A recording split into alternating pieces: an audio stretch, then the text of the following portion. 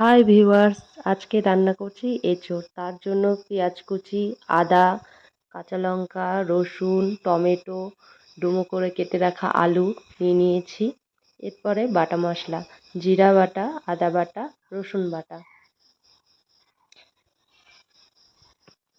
আর নিয়ে নিয়েছি লবণ, লবণ, হলুদ, জিরে, শুকনো লঙ্কা, তেজপাতা। এরপরে কড়াইতে তেল দিয়ে আলুর ডুমোগুলোকে দিয়ে দেবো, দিয়ে লাল লাল করে ভেজে তুলে রাখবো। তারপরে একটি কড়াইতে তেল দিয়ে তার মধ্যে তেজপাতা, শুকনো লঙ্কা, জিরা দিয়ে নাড়াচাড়া করে পেঁয়াজগুলিকে দিয়ে দেবো।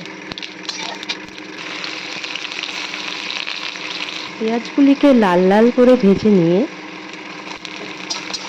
তার মধ্যে কয়েকটা টমেটো দিয়ে দেবো। টমেটো দেওয়ার পরে পেঁয়াজগুলি ভাজা হয়ে গেলে এর মধ্যে দিয়ে দেবো বাটা মশলা।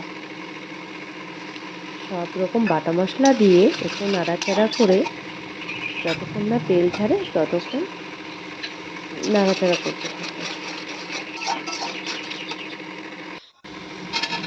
এরপরে আলুগুলি দিয়ে নাড়াচাড়া করে কাঁঠাল দিয়ে দেবো।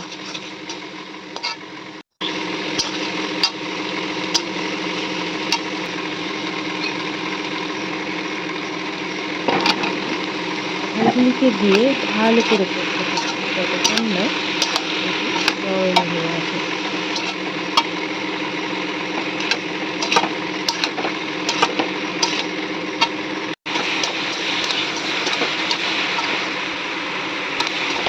কাঁঠালগুলি হয়ে এসেছে, এরপর নামিয়ে নেব।